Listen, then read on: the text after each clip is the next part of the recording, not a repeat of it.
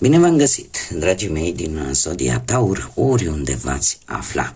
Bine ați venit tuturor pe canalul meu, Tarot Flori de Lotă, numele meu este Nina, pentru cei care nu mă cunosc și ca de obicei mă bucur să vă am alături la fiecare lectură. Atât pe dragii mei abonați, cum de asemenea și pe cei care poate sunteți pentru prima oară aici pe canal. Azi voi face o lectură interesantă, zic eu, o lectură inspirată din comentariile voastre și din faptul că mulți dintre voi îmi expuneți așa pe scurt problemele voastre, situația voastră și mă întrebați, desigur, mulți dintre voi într-o manieră destul de îngrijorătoare: Doamnă, ce se întâmplă? Nu știu ce să mai fac.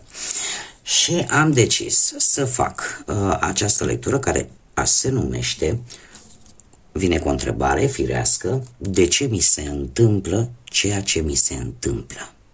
Iar asta voi întreba și eu astăzi, cărțile.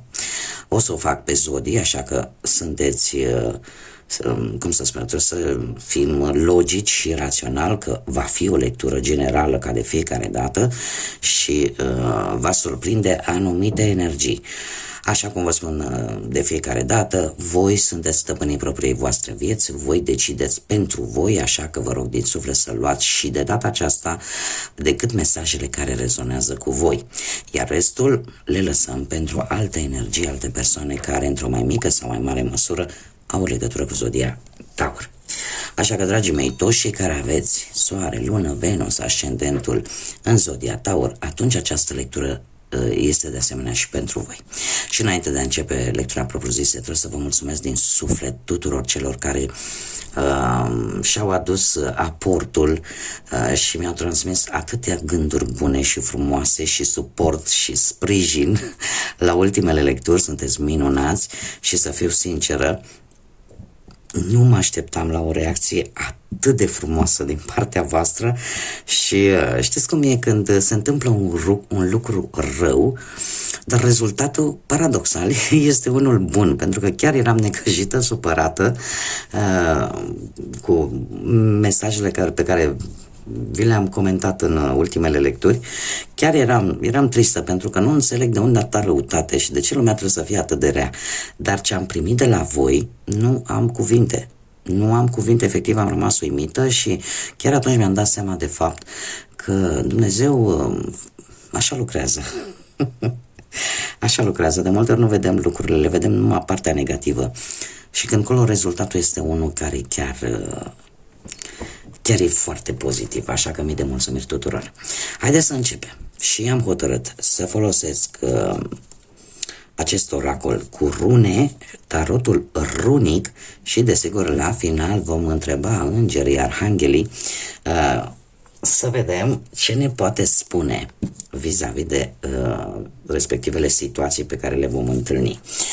Așa că haideți să vedem cu runele care este originea problemelor, care este direcția, care este blocajul pentru dragii mei din Taur la problemele cu care se confruntă. Haideți să vedem.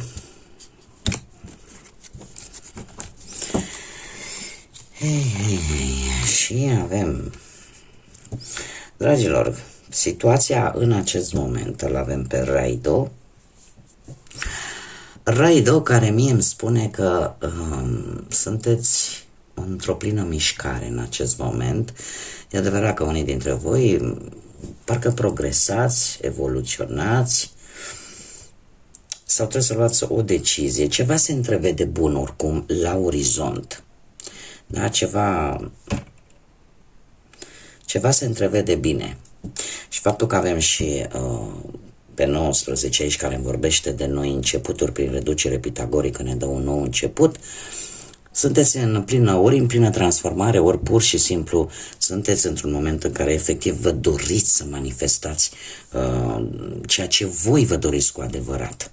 Da? Cumva sunteți hotărâți să concluzionați ori o etapă din viața voastră, ori să începeți, să puneți final la ceva, să începeți ceva nou. Care este direcția voastră, dragilor? Direcția voastră este una, aș zice eu, destul de bună, cu Hera, care ne vorbește de cum să spun eu, de a concluziona. A concluziona o situație. O situație la care voi ați muncit tare mult. Unii dintre voi chiar ați depus o energie foarte mare. Și am aici două variante. Direcția este asta, să culegeți roadele proprii voastre munci, propriului vostru efort și, pentru alții, de a finaliza odată pentru totdeauna o anumită situație care v-a tocat de energie. Asta ar fi direcția. Acum, care este blocajul, dragilor? Ei, și avem EUAS. Nu știu dacă exact se pronunță așa, eu le pronunț cum consider eu de cuvință. Dacă le ascultați în orice altă limbă o să vedeți că sunt pronunțate un pic diferit, dar nu cred că asta este foarte important. Blocajul, dragilor, blocajul vine din cauza unei mișcări, din cauza unei prietenii.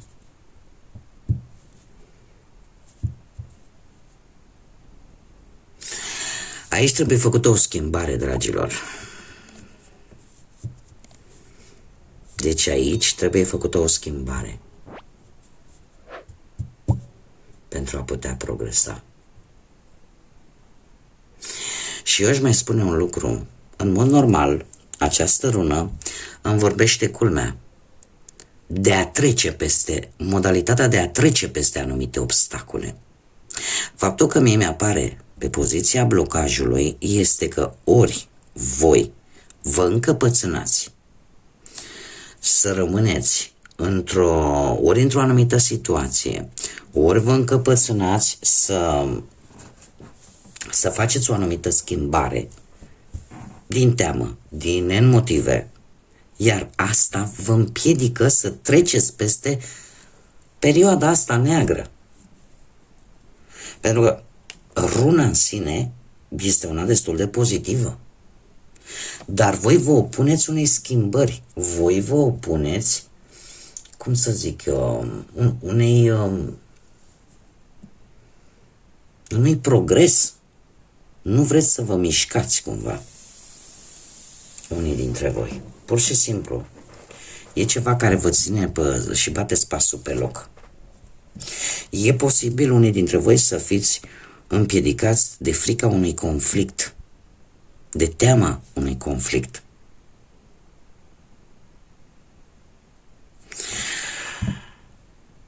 Bun, haideți să vedem ce ne spune și tarotul. Dragii mei, le strângem. Și avem aici acest minunat tarot runic și să vedem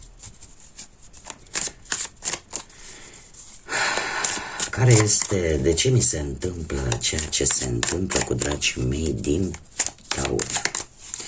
De ce li se întâmplă ceea ce se întâmplă dragilor mei din zodia Taur.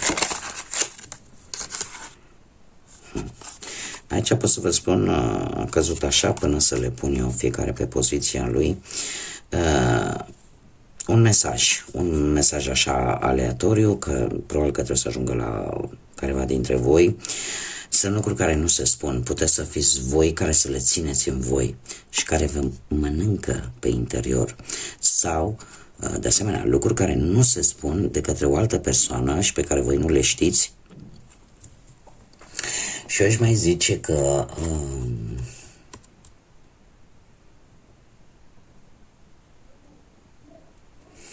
mai ales pentru domni. Pentru domni e posibil să existe o femeie care să nu prea vă vrea binele. În special pentru domni. Bun, haideți să vedem. Un mesaj aleatoriu. Haideți să vedem.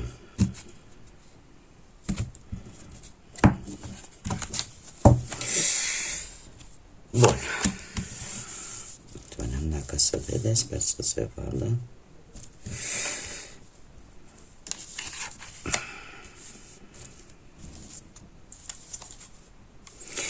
Și avem spânzuratul. Situația actuală. Dragilor, în acest moment voi vă simțiți un pic blocați. Ori blocați un autoblocaj pe care îl faceți voi, ori pur și simplu vă simțiți dependenți de o anumită persoană, de o anumită situație și parcă nu vă puteți mișca. Spânzuratul ne mai vorbește de suspendarea de decizii. Da? Cumva le tot amâni. Tot amâni cât vrei să iei o hotărâre, da, mâine, azi nu pot, îți tot găsești scuze și o tot amâni. Dar, foarte interesant, aici avem o rună, foarte interesant este că trebuie să punem sfârșit la ceva. Trebuie să puneți sfârșit la ceva. Aveți o protecție divină. Orică trebuie să renunțați la a vă sacrifica mereu pentru alții și a vă gândi mai mult la voi.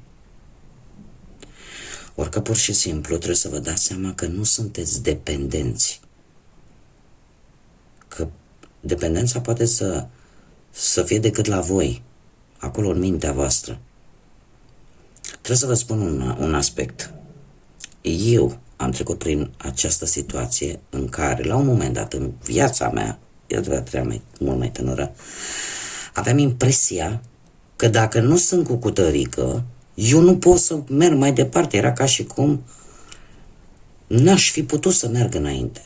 Și Dumnezeu a făcut în așa fel încât m-a lăsat într-o situație singură, cuc, și cu 3 copii mici. Și doar că nu mi-a spus, descurcă-te.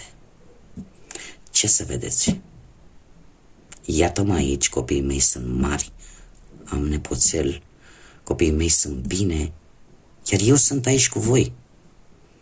Niciodată să nu credeți că depindeți neapărat de altcineva. Pentru că viața vă poate aduce tot felul de experiențe în care să vă pună, ce să vezi, să vă pună în situația de care vă e cel mai teamă și cel mai frică. Și abia atunci realizați cât de puternici sunteți și că ia uite bă, pot. Deci pot. Tatăl meu, Dumnezeu să-l odihnească, avea o vorbă. Îmi spunea așa, ce tată, să nu-ți fie frică de oameni. Te uiți la el, e la fel ca tine, are 2 ochi, un nas, o gură. Singurul de care să-ți fie frică e de Dumnezeu. Și asta am făcut. Închid paranteza. Deci, am rezolvat-o, care este situația actuală. Care ar fi problema, firar de problemă? Ei, problema este că pentru unii din voi, foarte, foarte, foarte interesant.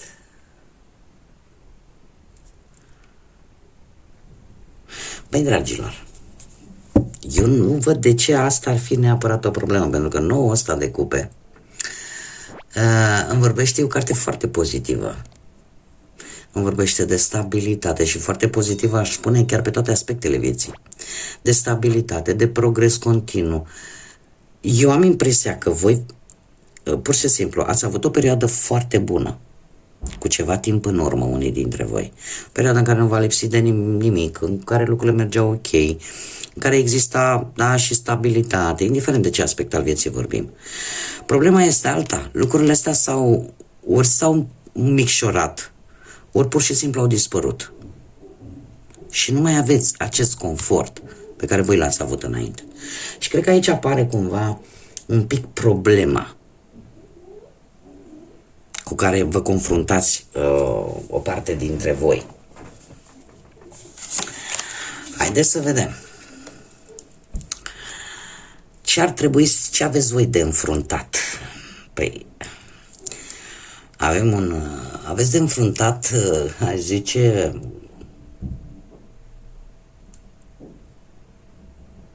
aveți nevoie de o activitate nouă. Aveți nevoie de șanse noi. De șanse noi și eu aș spune, parcă simțiți nevoia de un mesaj divin, de o comunicare, de o înțelegere, de o inspirație. Și parcă astea nu mai vin. Hai să vedem ce se vede.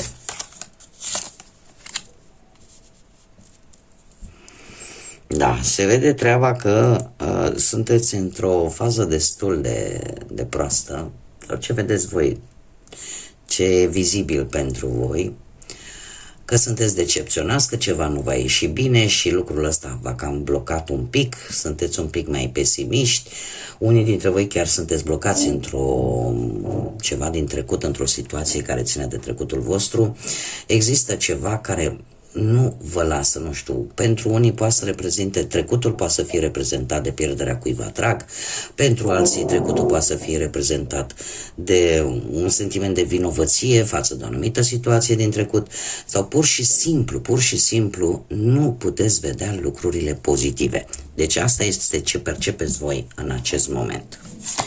Ceea ce voi nu vedeți. Dragilor, ce nu vedeți voi? Că vin vești, eu aș spune că sunt vești bune, așa că trebuie să aveți mai multă încredere în voi. Vin lucruri care vor îmbunătăți situația. E posibil să primiți ori un apel important, în urma poate unui interviu pe care l-ați dat pentru vreun job, ori că curând sunt mari șanse să semnați un contract sau o înțelegere, dacă, nu știu, poate unii dintre voi vor să-și deschidă vreo firmă, ce știu eu, da? Ori că vor veni niște acorduri favorabile, ori că apare o mărire de bănuți, ori că se rezolvă o anumită datorie, o anumită plată, ori că, nu știu, unii dintre voi începeți o nouă relație cu cineva mai tânăr. Cei care sunteți într-o relație, se poate anunța o naștere, o nuntă, o logodnă serioasă, dar o veste bună. Asta este ce nu vedeți voi și ce nu știți voi. Mie asta mi-arată cărțile.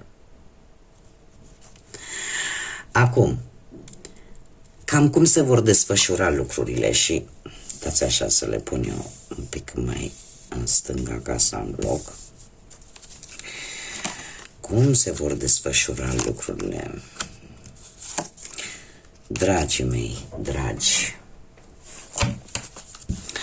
trebuie să vă spun că vor veni tentații, vor veni tot felul de oferte.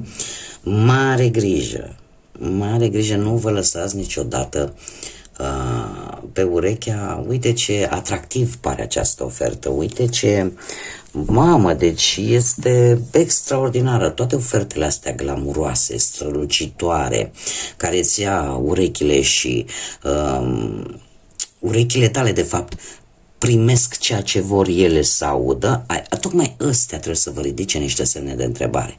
Ele sunt, e posibil, mai ales dacă vorbim de bani sau vorbim de muncă, e posibil să fie bune, dar pentru mai buna voastră siguranță, informați-vă. Nu dați, cum să spun eu, domne, este sigur 100%. Da? Mai ales când sună foarte tentant. Întotdeauna verificați informațiile, ofertele care vin la voi în următoarea perioadă. Faptul că avem un rege de cupe, apare implicarea unor persoane posibil, a unor energii din zodii de apă, rac, pești sau scorpion. Ce pot eu să vă spun? Că relația e posibil cu o persoană din aceste zodii, se pare că este o persoană care își menține calmul, indiferent cât de dificilă este situația, și care pe voi vă ajută sau are o înțelegere și o toleranță și o diplomație care pe voi vă ajută să rezolvați anumite conflicte sau anumite situații destul de complicate. Iar faptul că avem și Puznicul vorbește tare mult de o perioadă, e adevărat, unii dintre voi e posibil să petreceți o perioadă singuri, acum poate să fie voluntar sau involuntar, dar mie Puznicul îmi vorbește tare mult de dorința de te îndepărta, de a te îndepărta de o situație zgomotoasă sau o situație care te tot râcâie și care nu prea îți dă pace. Dar, în general, se pare că cu pusnicul cumva vei reuși să obții, aș zice, să iei o pauză, poate. Pentru unii dintre voi veți avea nevoie de o pauză care... Ia stați așa, mai luăm o carte. Da. Pot să vă spun cu certitudine, după o pauză, probabil că o să-mi dați mesaj după aia, după o pauză în care, poate să fie cum am mai spus, voluntară sau involuntară, în care o să stați mai mult singurei, vreau să vă spun că toate aceste probleme se vor termina. Pentru că avem lumea. Avem lumea și lăsând asta la o parte, apare o schimbare. O schimbare, cum să spun eu, pe care nu o să o puteți evita. Ea vine și odată cu ea, cu această schimbare bruscă, vine și noi lucruri în viața voastră. Este ca și cum ai zice, Doamne, după o călătorie lungă, în sfârșit reușesc și eu să închid o etapă din viața mea, să termin un anumit capitol care mi-a tot mâncat energia, da? Pentru că lumea cu asta vine, de fapt, despre asta ne vorbește, despre încheiere de capitole din viețile noastre și un rezultat favorabil, un rezultat final favorabil pentru voi. Da? Nu știu de ce aici există o conexiune posibil cu vânzare, cumpărare de imobile posibil sau legături cu străinătatea sau călătorii poate în străinătate sau cu avionul. Cumva aici există niște legături de această natură. Acum, haideți să vedem ce au să ne spună îngerii, arhanghelii. Care este mesajul pentru dragii mei din Taur?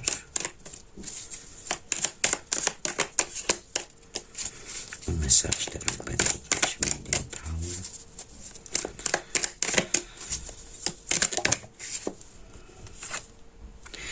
Haideți să vedem ce ne spune.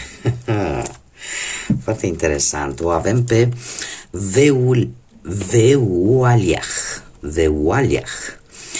Dragilor, Dumnezeu, rege și cel care face regulile, care ne vorbește de prosperitate, dar acest un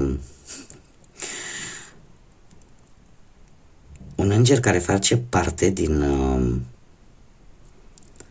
din corul angelical cel mai aproape de către tronul lui Dumnezeu și spune în felul următor: prosperitate, distrugerea inamicilor și, cum să spun eu, și livrarea cumva a bunăstării sau a blândeții, ceva de genul ăsta. Este un mesaj, în primul și în primul rând, haideți să luăm cu începutul. Deci, vorbim de a lidera și a respecta niște reguli. Pe urmă, vorbim de prosperitate, te va ajuta să-ți recapezi prosperitatea, nu știu, țineți minte, 43, 4 și 3 sau 7, care posibil să aibă o legătură cu voi, poate să reprezinte anumite date sau numerele să le vedeți un pic repetate și atunci va trebui să le puteți căuta să vedeți ce reprezintă. Dar ce este foarte important, ce ne mai spune acest mesaj, este că toți inamicii voștri, toți cei care v-au făcut rău, într-un fel sau altul, ori se vor autodistruge, ori vine oarecum așa, pentru că aici mi-apare o distrugere a inamicilor, a dușmanilor. Iar asta se va întâmpla, culmea, prin bunătatea voastră, prin blândețea voastră. Ei se vor distruge singuri. Încercați în următoarea perioadă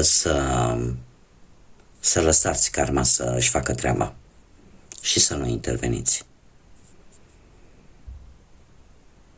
Asta simt să vă spun și asta vă spun. Pentru că fiecare primește ceea ce seamănă. Bun, dragii mei, eu cam atât am avut de spus. Eu sper că a fost destul de interesant pentru voi. Sper că am putut să vă ajut, să vă duc așa un pic de lumină, atât în suflete cât și în gânduri. Până în data viitoare când ne vom reîntâlni, încă o dată mii de mulțumiri tuturor pentru sprijinul pe care mi-l oferiți, pentru energia pozitivă pe care mi-ați dăruit-o în ultimele lecturi pe care le-am făcut. Să dea Dumnezeu să fie totul bine și să auzim de bine. Să vă regăsiți liniștea, să vă regăsiți curajul și să dispară tot ce e negativ din viețile voastre. Bun, dragii mei, până data viitoare când ne vom reîntâlni, numai bine vă doresc și desigur să fiți iubiți.